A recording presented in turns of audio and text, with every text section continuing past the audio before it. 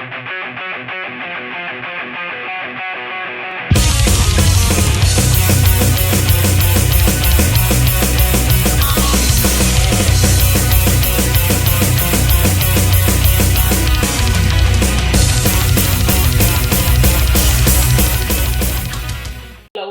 everyone, welcome to the Metal Galaxy YouTube channel, and here is a live interview in Belfast, and we have seen these guys at least Ricky a couple of times, or one time, and Maverick, we have seen them in Conjuring Fate gig as well as Alpha Sisters, so we seem to run every time to Phil. So before we introduce ourselves, how do we know Phil? How do we know Phil? God, we've been playing gigs with Phil since 2013, and along with Conjuring Fate, probably here. Yeah. Nice. I think the first time I met Phil was I was playing drums for an old band called September Cross, and he used to be a guitar player. I was introduced to him briefly, but then apart from that, it was Comrades Rock Club. Yes, that's right. 2013, he used to promote local shows in Comrades, and they were fun nights. There's videos of it. Oh yeah. Chairs being thrown around. Yeah. We had some interesting outfits back then as well. That's right. That's probably the first gig we've played that had chairs being thrown all over the place. And we met Phil there. That's right. That was a long time. That was probably 2013. And then most recently, like obviously we've all known him, and then most recently it was a few years ago now, 2-3 years ago. Pretty much we needed someone. Rick was, I think he was getting married. Yep. And he wasn't able to come on a tour. We had a tour booked in Europe, so Phil kindly came along and learned the songs in record time, and became a part of Maverick for a few weeks, and it was a lot of fun. So. Nice. And we know Phil because Phil is a rock and roll musician, and we met Phil in Raven Light. Like, he saw me headbang and was like, I need to introduce Conjuring Fate to you. So the rest is history, and since then I'm hooked to every gig of Phil, and that's how we are today. For the viewers who wonder who is Phil, just watch the Metal Galaxy, as we interviewed already Phil, and we are going to do another coverage. But now, here we are with Maverick. So we know now how we met. Now let's talk about you. Who are you? Your names? I'm Mike. I'm the drummer of Maverick. I'm David. I'm the singer. Yep. And I'm Richie, and I'm bass player. And you are from Belfast, and one of you lives in the United States, correct? That's me. Yes. I'm born and bred here, and we've all known each other for many, many years. I would say 16 years. Yeah, 2008. The whole band has known each other since about 2008, but they go a little bit further back than that. And we've been a band since about 2012. Whoa. So a long time, yes. And we've had our first EP went out in 2013. So yeah, it's been a long time. And since then, I went to the US about 7 or 8 years ago. And a few years ago, I came back and we started playing again. And it was like I'd just left. We all just gelled right like that again. And since then, we've tried to make it work where I stay living over there and come back over whenever we have gigs and important, recordings and stuff like that. And it's worked out so far. Unless they're planning to kick me out or something. We'll see. Well, you left first time round, so we have to one up you. So That's true. Right, exactly, yeah. You are done with rainy Belfast, or? Exactly, I couldn't do it anymore. No, my wife's American, so I met her in this building. Yeah. I met her about 9 years ago in this building. On a gig? No, it wasn't a gig. It was just right here in the smoking section, nice and classy. It was nice. It was the business end of a session, like a drinking session. Yeah. So. And then I eventually went over there with her in 2017. She decided she couldn't cope with the rainy Belfast. Neither of us could. Let's get out of here. So you are a bit American. How does that impact the sound of Maverick?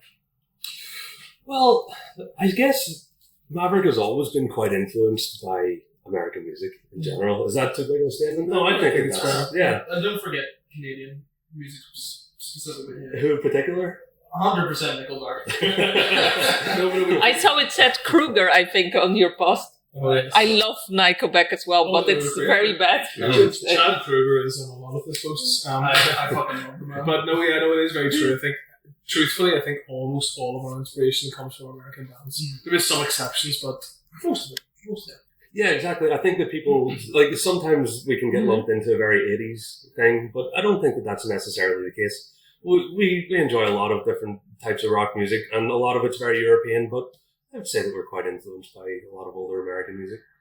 I would say so, but then on the other hand, I would say when you compare Quid Pro, your first album, with Silverton, I would say you upped your game, and in a way you made it out of Belfast, but that's not all. I've seen so many rock bands from the age, and a lot of rock bands, they have this similar riff, this similar sound. Mm-hmm. It's not bad, because it's nice to see other people giving it different twists. But I would say Maverick is a band that innovates and sets the tone for a new kind of hard rock. Would you agree that you are innovating and creating a new hard rock genre? I don't know how innovative we are. I think that like we've always tried to establish our own sound and be very proud of our own sound. And at the same time, we've always tried to build on our own sound and do our own thing.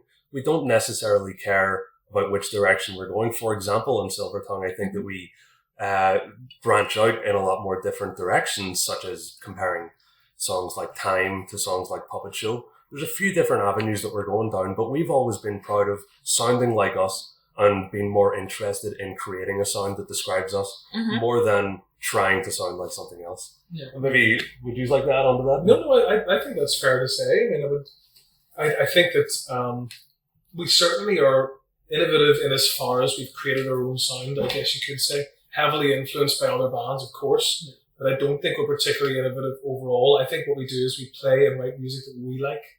We write riffs that, like, that's a riff I would like to hear. That's a vocal line that I would like to hear. And but I do think, like, we've certainly, I think over time we're starting to sound a bit more European. Yeah. It's kind of naturally happening because I guess we tour there quite a lot. But I guess we're innovative in that we don't sound like an 80s band. But I don't think we're innovative, but I think we do what we do well. What do you think? Yeah, no, I agree. I'd say it's in the early days, obviously, everyone had that 80s feeling, and it's nice that monkey is kind of being shed. As Mike's saying, and with what the guys, Dave, Rand, Mike, and Rick, and everyone has written on the new album, those avenues, and Time is very more modern.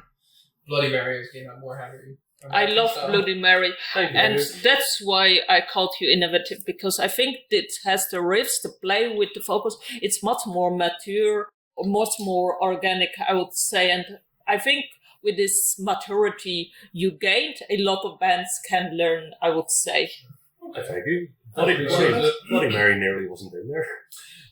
Well, pretty much. It was kind of last of the party, wasn't it? Yeah, it was one of them because there was a riff that Mike wrote, which is the Bloody Mary main riff.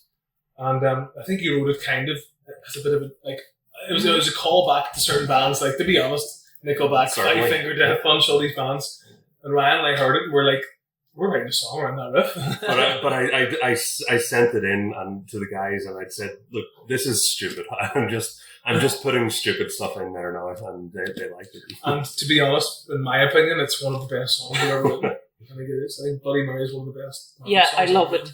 And Sweet to Surrender is nice as well. Yeah, and speaking about songs, I notice it's also a song about going back, reflecting back to old times. That was the Yeah. it was like, well, it was very much, it was a song we wrote about, it's actually for anyone, yes, you're right, looking back in time, but it's a song for anyone who's lost someone that they love. And we invited fans to submit, like, pictures of people that they loved, who they did lose. We obviously promised to treat those pictures with respect and dignity, so we really appreciate people that did that. And it was very much a nostalgic song, looking back, and it's also one of my favorite Maverick songs. It's a really nice song. And, it's a nice one. And nice melodies, nice harmonies. So. And I couldn't place really the song because, well, it was like listening for the first time. Sure. I got it, it was nostalgic. But then I was like, what is else? But now we know it's like Memories, Lost One. Yeah, and I think it's very beautiful. So check this out for the viewers. We are a bit tired doing something random. What's the latest dream you had?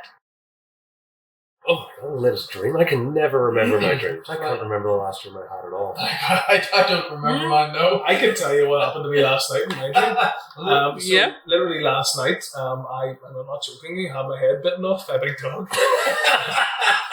In one go? He chewed on me for a while, but I have very vivid dreams. I do. I always remember them. So yeah. And, Wait, the duck bit you? He bit my head off. Yeah. But how does your head fit in the duck? He was a big dog, and I also had a dream recently about work as well. It's actually more of a nightmare, to be honest. But yeah, no, I have like dreams and nightmares every night. Yeah, so that's the last one.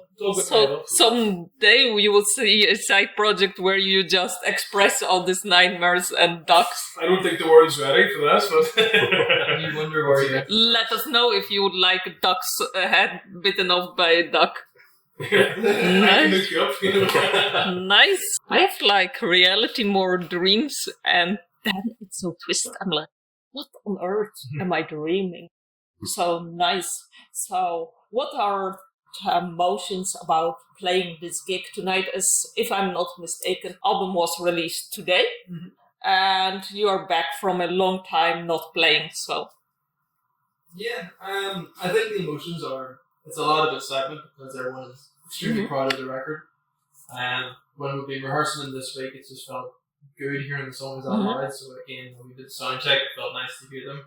And even day one, there's been a lot of positive feedback so far. So again, it's just going to be good to put that out and have people feel that live experience. And as always, it's just fun to play live because again, it's just a massive sort of feel good environment there because everyone's just here to have a good time. Sure, I think it's a good chance also. I always associate playing live with seeing Mike because obviously he lives halfway across the world. So it's a nice chance to meet up with Mike and also bring that kind of classic quid pro quo Maverick lineup. Anytime we take to the stage with this lineup, it's a lot of fun. And and I think also Belfast, we don't play Northern Ireland so much anymore. Partially because if you play too much, people get bored of you. But also, like, with Mike's situation, we have to choose our gigs carefully. So it's a very important one. We're launching an album we're incredibly proud of. More than that, we're here to have a good time. We actually have some friends coming over from Switzerland to see us tonight. And so yeah, it's a special one. It is. It's always a mix of relaxation and nerves, particularly this one, because we're always so comfortable around each other, especially when we play, that it feels like we just played together last week. But at the same time, we're releasing an album, and this is the first time that everyone's heard so many of these songs before. And so there's a little bit of nerves there, but we're ready. Yeah, it's like, I listened today, I had only time to listen it one time, and it was like, whoa, what an album. But it's like, I'm going to see it live now, and now we are talking, so it's like fast-paced, and I think it's nice, because when you listen to an album before a show, you can get surprised. Sure. And when you listen as well to the live, you can be surprised by the album, so I think it's very nice, so more bands should do. And Thank you. how do you come to connection with Switzerland? Any reason that you have some fans from there?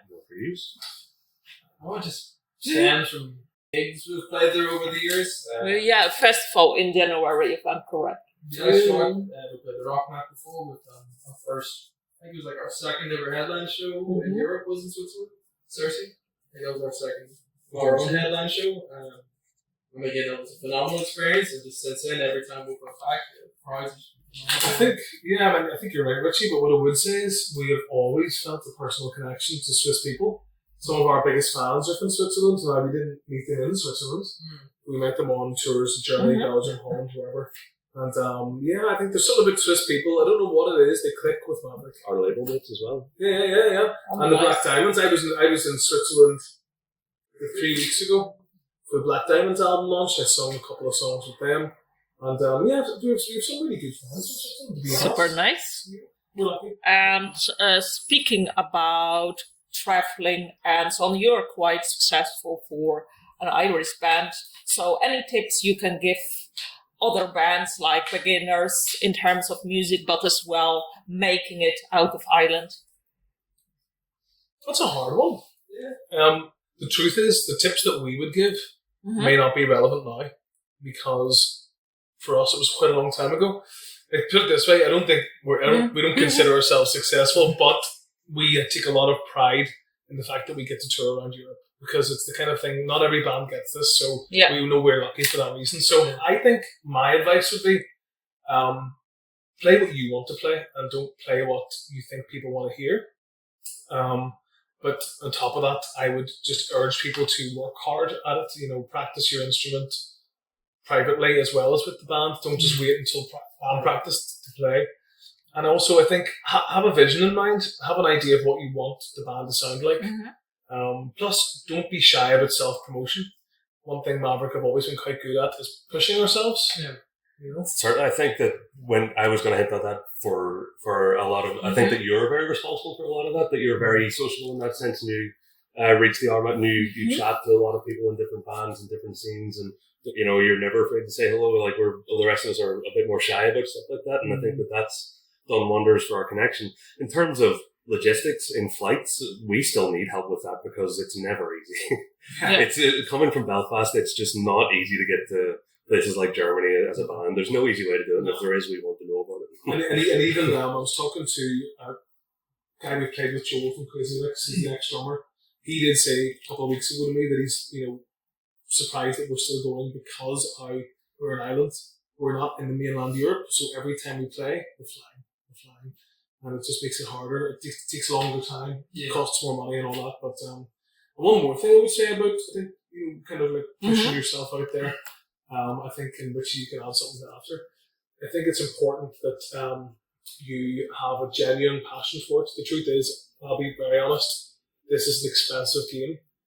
Don't get me wrong, there's times when we have made good money, but there's times we've spent a lot of money as well. And be ready that you may need to invest a bit of money, unfortunately. And that's the bad part of it. But work hard and you can get the money back, but you have to sometimes pay a little bit. It takes a bit of time. Yeah, like labels take a lot of money for albums, merch, and travel costs, like you mentioned. Yeah, well, we're lucky with our label that they don't, but they take a percentage of everything that we do. But I think that even for prior to us having a label, it was a tough time. It was a tough time. Even instruments, we have good quality instruments and things. No, I would agree with what they said about passion. With that, again, one of the key things is you are in a band. You're hopefully playing with your friends on stage. You're playing music you love. Enjoy that every single time. I mean, we've played with so many bands in the past, and we've been at festivals, and there's times you've seen artists playing and they don't look like they're fully enjoying themselves on stage, and then you wonder, you're playing music you've written and love, have fun on stage, but nice tips. So I hope you took notes. So last question for tonight. The album. It's A Skull and a Tongue, and it's a very colorful album. Any reason that you go with these colors? Well, we wanted something very simple. I think some of our albums have been overcomplicated with the colors. And I think, I think each of us will have an opinion on this. I think that I always wanted a simple cover of simple block colours. And I love that kind of old 70s retro Casablanca Records, Sunrise, that kind of look. Plus, he wanted something that would look great on the t-shirt. Something where the edges blend into the black naturally. Yeah. And I think it's nice, and on the poster it's nice, it's straight to the face, and then your music is much more mature, as we spoke. So I think it really blends into. What do you think, Mike, about the cover? I think the cover's great. I mean, a lot of our albums always tend to focus around one main colour as well. I think this is the first time we've done black, isn't it? It is. It's a strange band. Yeah. People dress in black. But yeah, he says as they're all misfits, so No, but yeah, I think that's a fair point. Yeah, very happy with it. A little bit less is more on this one. We're happy with the way it looks. No, I agree. Yeah, I mean, as they said, the reality is very busy, but it's a cool piece of artwork, and that's the thing, we always love it. And then stepping back with this, whenever the idea came up with Silvertongue, it was just the images that were spitballed, and as they said, block colours, something very striking immediately, and I think that's exactly what the cover is, and you see it's just cool. It's, as you said, those colours are very standout, and I think they look great on the t-shirt. It was Ryan who was 100% responsible for it. Ryan pretty much, he more or less designed it from the ground up, and nice. He done a good job with it. And Ryan actually just died into this. I think Ryan, it's a shame he wasn't here. He's responsible for a lot of the, how would you say it, ugly bits behind the scenes. Things like getting the merchandise website sorted, getting all the kind of like little details. So I think he's the unsung hero of the band in terms of making things happen. Also, he co-produced, the latest album, so I think he deserves a lot of credit for the album, and also like helped write a lot of the songs as well. So yeah, I think the cover is Ryan's Baby, but I think what we said encapsulates what he was trying to achieve with it. So one day we might hear more about Ryan's Baby, but now we are rounding up. So grab this very cool MAIr, links below, and we want to thank as well Maverick for joining us here in Limelight Belfast, inviting us, and we look forward to your gig. And thank you for the viewers as well for watching, liking, and support the band. And I'm just giving the last word to Maverick. I want to say first of all, thank you for taking the time to do the interview with us. No worries. Good questions. I enjoyed it. I'm going to say my piece. I hope that everyone who comes tonight has a great time. And I hope that everyone who didn't come tonight comes next time. So. You have to. Only joking. Yeah, it's been great. So looking forward to it. Yep, looking forward tonight. It's going to be awesome. We're so proud of the album. Check it out. I think that I would say it's my favourite album that we've ever done. I think it's our best album. And it's worth checking out. No, I'd agree as well. The album is available everywhere. Cool thing as well, but this time it's up on EMP. Massive side, so we're going to throw it out, but we get a lot of stuff from us. So support the band, and as well watch the live videos. We took pictures, so you get a bit live if you miss. And grab next time tickets, and see you. Bye.